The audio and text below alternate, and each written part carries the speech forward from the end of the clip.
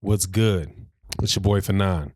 Alrighty, I'm going to talk about Errol Spence Jr. and some things that he said about his promotional company and some things that Showtime Boxing said about Errol Spence, and get my thoughts on that. Now, before I do so, thank you to the subscribers that have tuned into the channel to check this video out.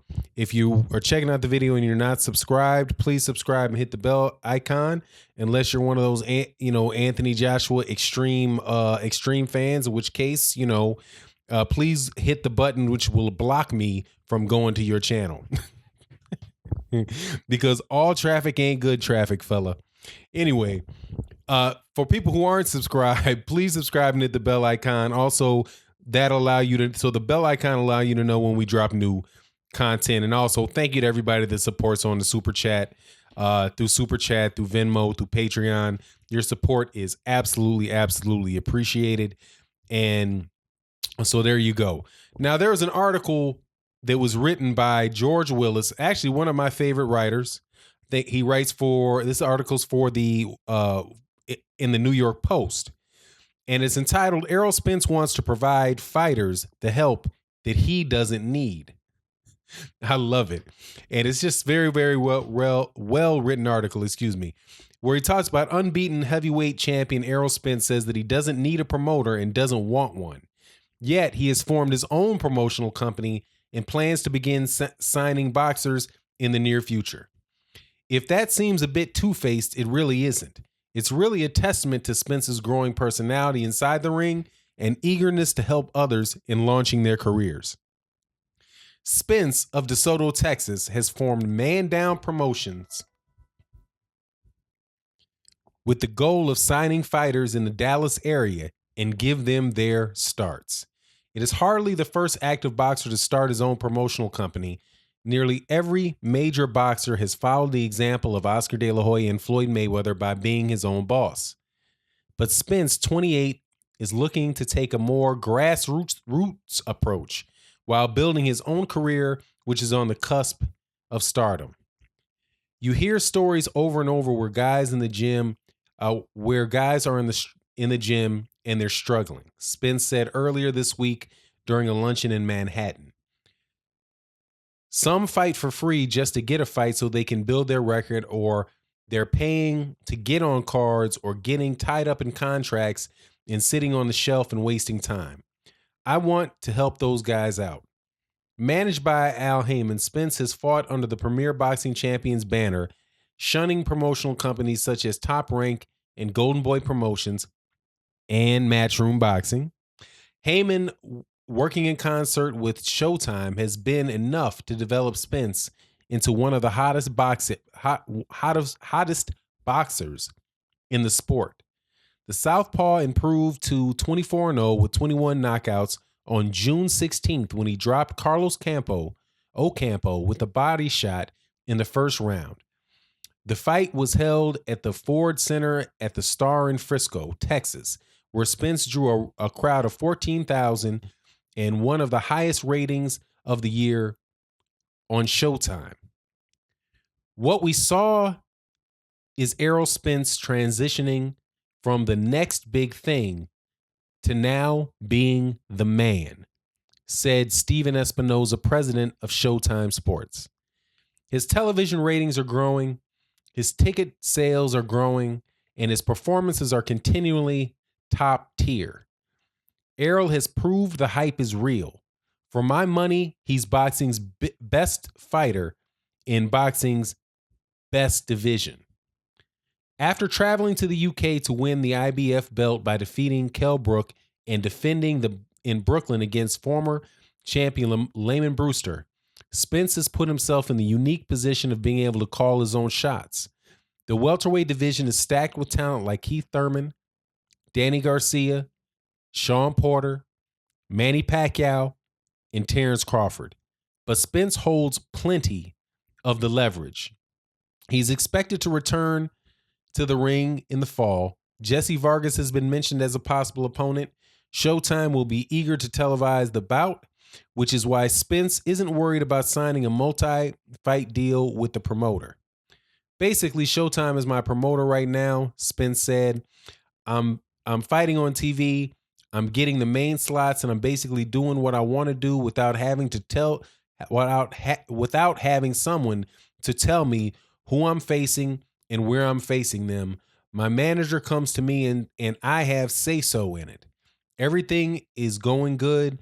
Why change something? Everything is running smoothly. I don't think I need to add anything to my career right now. Raised in the gyms around Texas, Spence knows other boxers aren't so lucky and want to help those who go unseen. There are a lot of good boxers that are hungry and want to win and want to be successful, but don't have the machine behind them to push them, Spence said.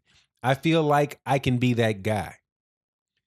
I like that approach, especially if he's talking about doing it within the Dallas area. Before I had read this article, I did a video about Floyd Mayweather and the issue that Floyd Mayweather Jr. had with Mickey Bay. Mickey Bay being someone that is just, I don't believe he's with Mayweather Promotions anymore, but he had a lot of issues with Floyd Mayweather. And there's also been issues with Gervonta Davis. My understanding is that Floyd squashed whatever type of issue was going on there with Gervonta Davis. But also there were some other boxers that had issues with the way things were being handled with Mayweather Promotions. And just from the outside looking in, right, 5,000 foot view, not being in there, just listening to what Mickey Bay had to say about it, it seems as if Floyd's competitiveness as a boxer allows him to have buttons that are easily recognizable and hence pushed by people that are close to him, and they can manipulate him into doing the things that they really want him to do just by knowing how to play him.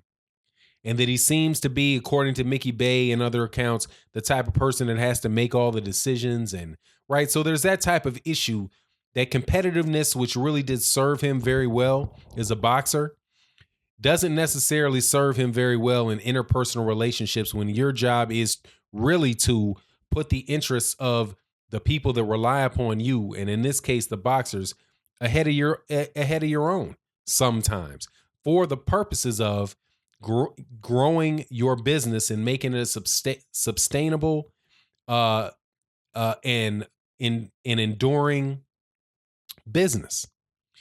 So I talked about that, but also I talked about Errol Spence Jr. and again looking at it from very far out. That the fact that he wanted to do this, my thoughts were that, hey man, if you're going to do that, doing it at a local level first, and in an area where it's a small geographic area, or relatively small geographic area, and you're looking to do test runs and build your experience level and build your organization up, kind of like a prototype, like a local prototype in the Dallas area, and doing that and getting the right people working with him and having a relationship with people where he can talk to people, ask them what he thinks, ask him what their opinions are, and allow them to have enough leeway to do what they think they need to do in order to reach the goals that he sets for them. That this guy has everything that he needs to be successful. It's just going to be a matter of his approach and what he does, and whether or not he actually realizes and I don't mean realizes like be conscious of it. I mean realize it as in make it manifest the goals that he sets for himself as a local promoter. And I think that's a beautiful thing.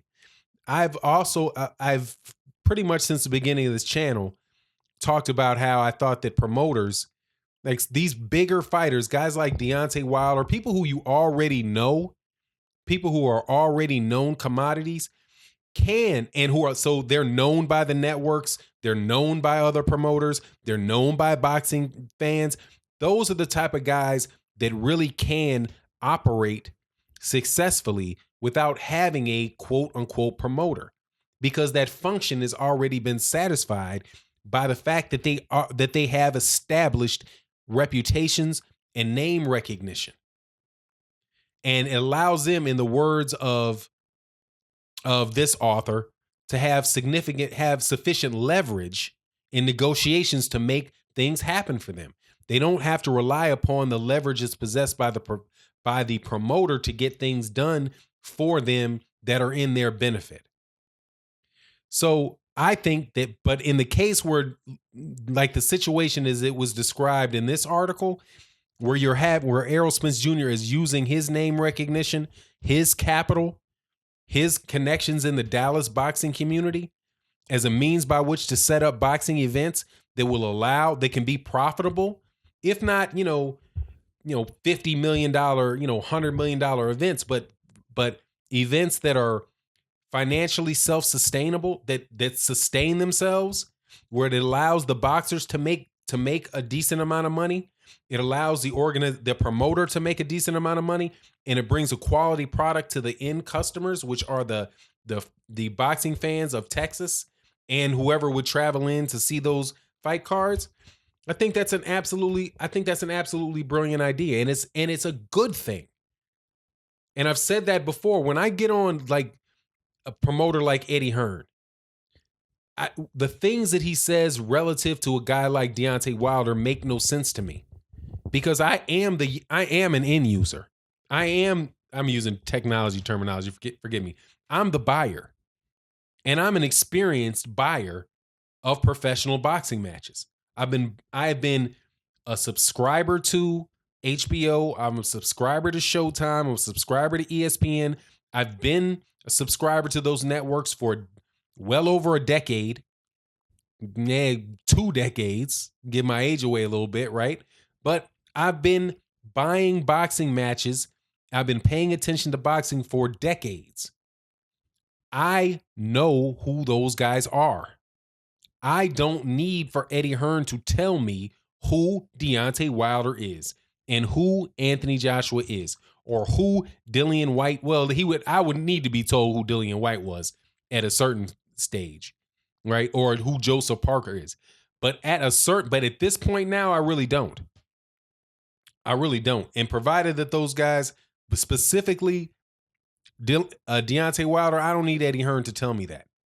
I already know who he is. And the manager that he has in Al Heyman has enough leverage. He has enough leverage. That manager has enough leverage and has enough name recognition and is established enough in the industry to help make things happen at the early stages of a career of a potential superstar like Errol Spence Jr. But when you're talking about guys who are like the guys that come, shout out to the boxers that come to the live stream that talk about, hey man, I'm gonna be, hey man, keep an eye out for me. I'm in my third pro fight. Check me out. And then we'll say, okay, are your fights up on YouTube? Yeah, my fight's up on YouTube. Okay, cool. Hey, shout out. Hey man, check out this guy's page on YouTube. Everybody subscribe, check him out, keep an eye out for him. Those type of guys, they're the ones who might need a promoter, who probably do need a promoter to get their name out there, to give them opportunity to fight on an undercard for Errol Spence, or an undercard for Terrence Crawford, or an undercard for Vasily Lomachenko, or an undercard for Anthony Joshua. That is, and if Errol Spence can do that at a local area, to say that he can just build them up to a record of 15-0, where they're going and fighting on fight cards where 2,000-3,000 people are showing up, right, to the fight, to the fight nights, local fights in Dallas, and they can build up their name there. And then, they got a record of 15-0, 16-0 against some regular, not some regular, but some good developmental competition. And therefore, some matchmakers from New York and matchmakers from LA or California, matchmakers from Great Britain can see what they've done, know what they've done, say, okay, man, this might be a good matchup for my guy, or this might be a guy that I can bring in here and to beat somebody. However the mind of a matchmaker works, and whatever the promoter wants out of that, the outcome the promoter wants out of that match, whatever. But if Errol Spence can help that process along while building his promotional brand, or not brand, because people talk about the brands, his operation, the machine underneath it, right? You have the brand is established. To me, the question is, do you have the operations, right? You have Coca-Cola is a brand, but you don't taste the brand. You taste that secret formula. You taste what that drink tastes like in your mouth when you swallow it. Does it taste good? Does it not taste good? Right? Same thing with this particular endeavor. Is his organization going to be well structured? Is his organization going to have a mission? Is it going to have a plan to execute that mission? Right? And are they going to have metrics and guidelines established so that they know where they are and what they need to do to get where they're going? So doing that at a local level, I think, can put him in, having experienced people with him to do that, I think can allow him to, like I said, in a prototype type of situation, allow him to develop an organization that then can be grown. And once you know that his system works in Dallas, then you can spread that system out nationwide. Kind of like the development of Errol Spence Jr. as a boxer. He was fighting in, I'm sure he's at local amateur competitions first. And he was doing well at local competitions. They said, oh, hold on. What he's doing in the ring is working. Let's take him from the local scene. Let's move him to from the city scene to the state scene. Okay, let's move him now. That's working. Now let's take him from the state to the region. Oh, he's killing people in the region. Okay, let's take him to the national Golden Gloves. Oh, man, he's killing them nationally. All right, time for the Olympics. Oh, he gets into the Olympics. Man, he looked really, really good in the Olympics. Time to go pro. Let's go worldwide.